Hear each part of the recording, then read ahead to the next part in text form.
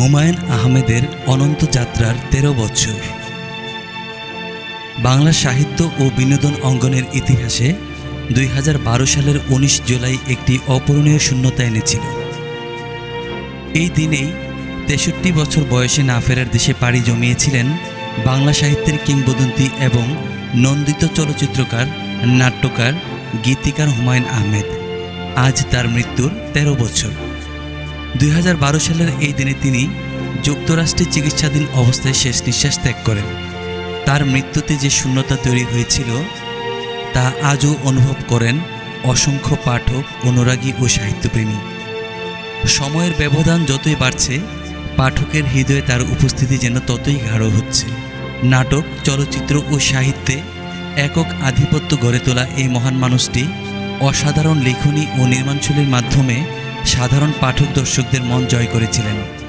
তার সৃষ্টি আজও পাঠক মনে আলোড়ন তুলে, পুরানো পাঠকের মনে জাগায় স্মৃতির তরঙ্গ।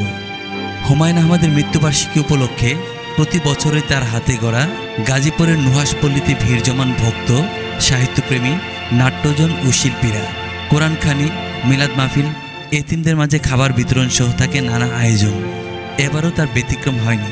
হুমায়ূন আহমেদের সাহিত্যকর্মের বিস্তার এতটাই ব্যাপক, মৃত্যুর ১০ বছর পরও ২১শে বইমেলায় বিক্রির শীর্ষে থাকে তার বই।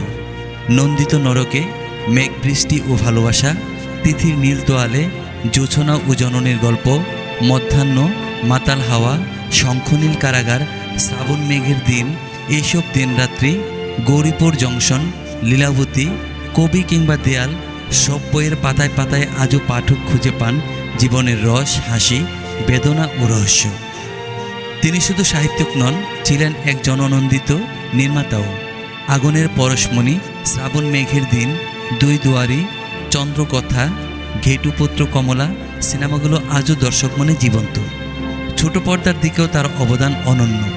বহুব্রীহি, কোথাও কেউ নেই, আজ রবিবার প্রভৃতি নাটক আজও হাসি ও আবেগের মিশেলে দর্শকের মন জুড়িয়ে দেয়। ১৯৪৮ সালের ১৩ নভেম্বর নেত্রকোনার কেন্দুয়া উপজেলার কুতুবপুর গ্রামে জন্ম নেওয়া হুমায়ূন আহমেদের বাবা ছিলেন শহীদ ফয়জুর রহমান আহমদ এবং মা আয়েশা ফয়েজ। ১৯৭৩ সালে শিক্ষকতা দিয়ে কর্মজীবন শুরু করলেও সাহিত্য চর্চার জন্য পরে পেশাগত দায়িত্ব থেকে নিজেকে সরিয়ে নেন। নাটক নির্মাণ শুরু করেন ১৯৮৩ সালে প্রথম প্রহর দিয়ে। তারপর প্রথম চলচ্চিত্র আগুনের পরশমণি মুক্তি পায় ১৯৯৪ সালে। জীবদ্দশায় পেয়েছেন ২১ পদক, বাংলা একাডেমি পুরস্কার, জাতীয় চলচ্চিত্র পুরস্কার সহ অসংখ্য সম্মাননা। তবে সব কিছুর ঊর্ধ্বে ছিলেন জনমানুষের প্রাণের মানুষ। আজও সেইভাবেই সম্মানিত হন হুমায়ূন আহমেদ।